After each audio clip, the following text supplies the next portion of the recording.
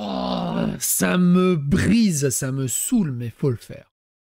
On en avait parlé de l'émission Les Termes de Joueurs du Grenier à l'époque de Warhammer 40 000, où ils ont littéralement insulté les fans de Warhammer en disant qu'ils sont juste toxiques s'ils acceptaient pas les custodies femmes. Bon, bref. On va pas revenir dessus si ça vous intéresse, on a fait une vidéo ou deux là-dessus. Ils ont ressorti un épisode de Les Termes récemment, et évidemment, ils parlent de Ubisoft. Ils ont réussi à parler, sans déconner, 34 à 1,06. Ça fait presque 40 minutes. Ils ont parlé 40 minutes d'Ubisoft bashing, de la toxicité des joueurs. 40 minutes avec un éléphant dans la pièce de la taille de l'Ouganda, et ils n'y ont jamais fait référence. Je comprends pas pourquoi ça s'appelle Les Termes. Il y en a aucun qui dit les termes. Aucun. Et pire,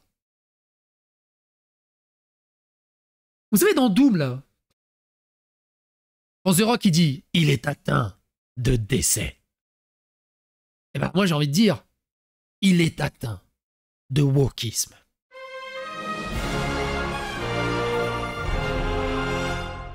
Attention, please. Alors, il n'y a rien de grave. Hein. C'est juste qu'en 40 minutes, il n'aborde jamais le sujet. C'est pénible. Ça démarre là-dessus direct. Le Ubi bashing, c'est qu'il est international. Parce que moi, les Français qui râlent, En gros, ils ne comprennent pas l'Ubi bashing. Ils comprennent un peu parce que tu vois, Star Wars Outlaw est pas très bien, Valhalla était pas très bon, mais c'est tout. Ils ne comprennent pas la puissance de l'Ubi bashing. C'est vrai, un peu indigeste. Le Ubi bashing, c'est qu'il est international. Parce que moi, les Français qui râlent, ça m'étonne pas. Mais je me baladais sur Reddit il y a quelques jours et tout le monde était en mode ça va être mauvais parce que c'est un jeu Ubi. Sur Reddit, qui est vraiment un site d'américains. Et je sais pas trop comment ils en sont arrivés là. J'aimerais bien capter. À quel moment? Ils savent pas. On ne sait pas. Ce sont des spécialistes de jeux vidéo qui jouent depuis des décennies. Ils savent pas. Ils comprennent pas. Tu sais, t'as l'éléphant qui est en train de lâcher des grosses flatulences là dans la pièce, mais non, ils savent pas. Ça a commencé ça. L'Ubi bashing. Et surtout qu'il y a aussi une contamination parce que au Japon, ils s'en battaient les couilles de Yasuke au début. Il n'y avait pas de polémique. Oui, puis après, il y a eu toute cette polémique. Et il y a des nationalistes qui sont apparus du truc, qui ont dit qui ont fait une pétition, etc. Une pétition. Et là, c'est complètement fou, Seb. C'est pas parce que tu n'en as pas entendu parler que personne n'en parlait. Il y avait plein de Japonais qui soutraient. Il y avait tellement de Japonais qui soutraient que c'est monté en polémique, en politique, je veux dire. Et c'est à ce moment-là que vous en avez entendu parler. Parce que c'est monté en politique, parce que des journalistes ont fait le relais. Mais il y avait plein de Japonais qui étaient outrés. Il y avait plein de Japonais qui étaient outrés de par le fait que dès les premières présentations, il y avait des objets chinois, il y avait du sous-titrage chinois, il y avait plein de trucs. Tu peux pas dire « Ouais, les Japonais s'en battaient les couilles ». C'est faux, c'est complètement faux. C'est beauté en touche. C'est beauté en touche. C'est vraiment faire de la toxicité positive. C'est horrible. C'est horrible. Tu prends ça sur n'importe quel autre truc. Ouais, mais de toute façon, ils s'en battaient les couilles. C'est faux. C'est faux. Quand même, on parle d'un jeu vidéo. Je veux dire, un jeu vidéo, pour moi, n'a pas vocation à être un cours d'histoire, déjà. Donc, il y a beaucoup de gens qui critiquaient aussi les... Mais Assassin's Creed, il y a des Discovery Tours qui sont des cours d'histoire dans les Assassin's Creed. Ils te vendent les Assassin's Creed sur la réalité historique qui déforme pour rendre le jeu intéressant et fun. Mais le noyau de base, c'est l'histoire, c'est le respect, c'est l'hommage à une civilisation, à une population. Depuis les premiers Assassin's Creed, c'était ça. Et les Japonais leur crachent à la gueule. Assassin's Creed Mirage, imaginez, ils auraient mis un black. Imaginez, ils auraient mis un black qui défonçait tout Bagdad. Ou même un blanc. Mais non, ça se passait à Bagdad, ils ont pris un personnage arabe.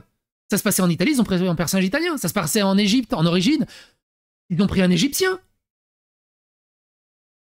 Les anachronismes, etc. Prise de parole maladroite, je crois. Mais je crois que c'est plus parce qu'ils ont essayé de le vendre comme un cours d'histoire. C'est ça, je crois c'est ça le problème. Non. Alors, ça sert à rien de les écouter parce qu'ils tournent, ils bouclent en touche tout le temps. Il y a 51-30, il y a juste ce passage de plus. Ton fight est juste ok, ton exploration est juste ok, cette phase d'infiltration. C'est quand la dernière fois dans Outlaws que tu t'es dit oh putain, les 30 dernières minutes c'est épique. C'est jamais arrivé. C'est jamais arrivé. Le problème c'est que c'est juste ok pendant 150 heures parce qu'ils font des jeux qui sont énormes. C'est ça qui te fait péter un plomb avec Ubisoft. Et sauf que Otlo, il fait une vingtaine d'heures. Et après, faut... Ouais, moi, il y a plein de moments où... Enfin, 20-30 heures. Il fait combien Star Wars Otlo, au fait?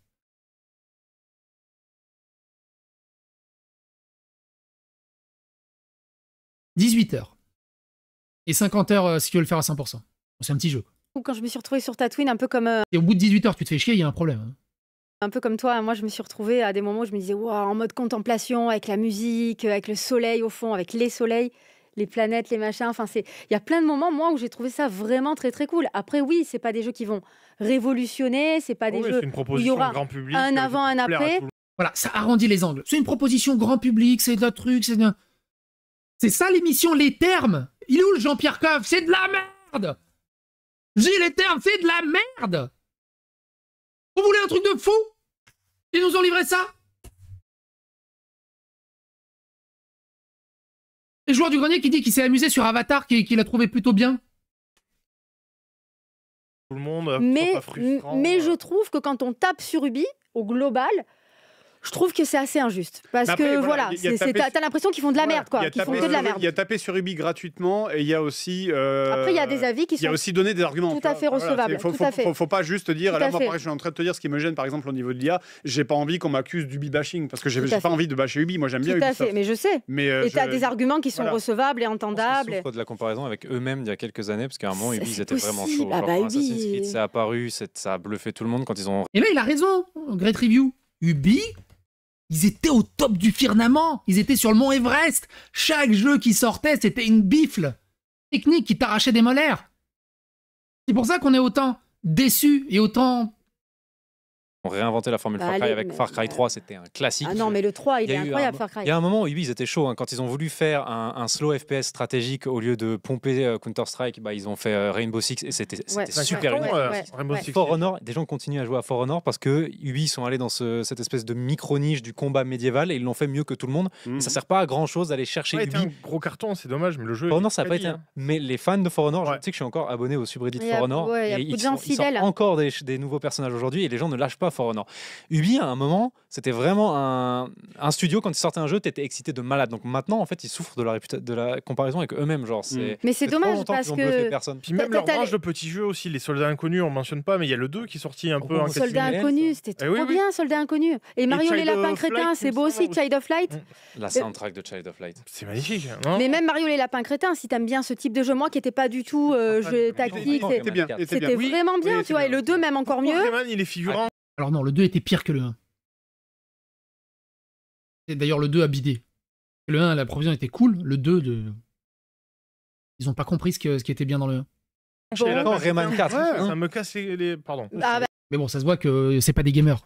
Au bout d'un moment, voilà, moi j'ai envie de dire les termes, c'est triste. Tu peux le dire. Il y a 15 ans, il y a la petite Luciole qui m'a dit on se revoit dans Rayman 4 et jamais revenu. Je comprends pas. Elle est où la Luciole? Tout ça pour dire qu'on aime Ubi, on n'aimerait pas que ça casse la gueule. Moi, je leur souhaite pas d'être racheté. Parce qu'il y a quand même déjà il y a des humains derrière, il y a les devs, il y a les machines, etc. C'est vrai que c'est quand même le problème principal. Où est le problème? Voilà, parce que là clairement on peut pas dire qu'il y a pas de problème. Comprendre où est le problème, parce que de fait on veut. Il est où le problème? Mais où est le problème? C'est compliqué quand même. C'est quand même compliqué. Il est où le problème? On n'arrive pas à comprendre où est le problème. Pourquoi Ubi n'arrive plus? Pourquoi? Il est énorme cet éléphant, la vache!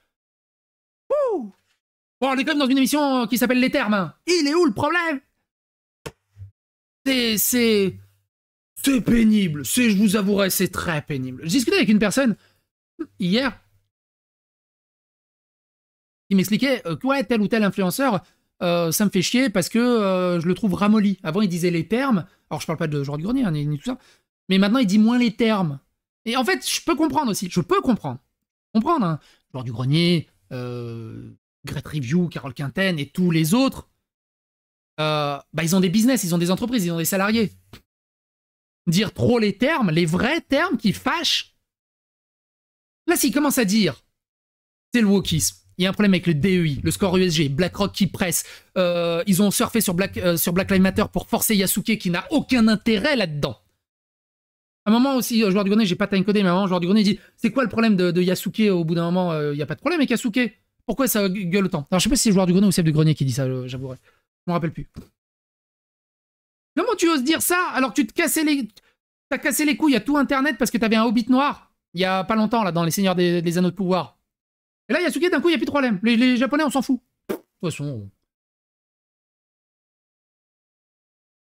Qui force à cause de Black Lives Matter, qui force, qui défonce...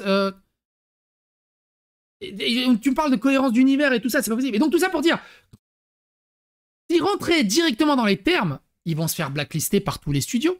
Enfin, par tous les studios ultra-gauchistes.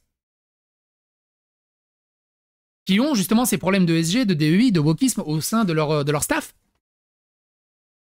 Et ils peuvent pas. Évidemment qu'ils peuvent pas. Ils sont vasectomisés. Argumentativement, ils sont vasectomisés. Et c'est triste. C'est super triste. C'est super, super triste. C'est super triste. Moi, il y a un développeur... Dans la discussion avec Aymar, dans la vidéo précédente qu'on avait faite, dans le thread de Aymar, il y a un autre développeur qui parle en dessous, avec Aymar, ou avec quelqu'un d'autre.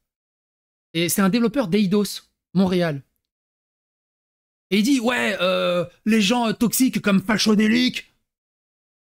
Le mec, il est développeur chez Eidos Montréal, et il m'insulte de facho, de connard, de raciste, de tout ce que tu veux. Et c'est normal. Pour eux, c'est normal. Tu sais, ça tomberait sur le coup de la loi, ou rien pour l'image de ta boîte, ou j'en sais rien. Et puis même, pourquoi tu me traites de facho? Qu'est-ce que j'ai fait pour mériter l'étiquette de facho? Tu sais, c'est quoi un vrai facho?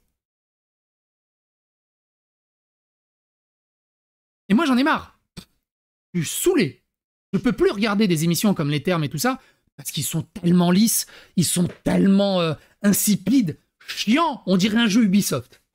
C'est un jeu Ubisoft. Ça va, c'est pas mal. Faut choquer personne. Faut pas dire ça. Faut pas mégenrer. Faut pas être jeu de trucs. On peut dire des critiques, hein, mais tu vois, mais derrière, il faut passer 6 minutes à recaresser dans le sens du poil au cas où. Mais tu vois, moi, je fais pas de l'ubi-bashing, mais quand même, je comprends pas. Mais tu vois, sans jamais dire les termes, sans jamais dire le vrai problème, sans jamais dire les origines du problème, sans jamais traiter le problème en face.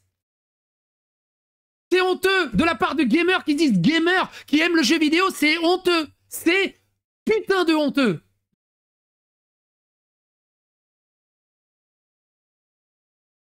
Et ça me gave. Je te jure, ça me gave. Ça me gave. Les mecs sont devenus des caricatures. Ils ont été bouffés par le système. C'est comme disent dans Les Évadés. T'as Morgan Freeman qui te dit t'as été institutionnalisé. Vous avez été institutionnalisé. Vous êtes institutionnalisé. Pouah, la vache, quel mot à la con. Je suis fatigué de tout ça. Je suis fatigué de tout.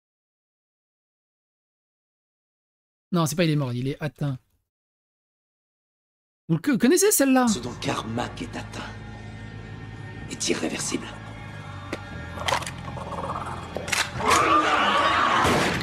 Parce que ce dont Carmack est atteint en réalité, c'est de décès. Ce que les termes sont atteints, c'est de wokisme.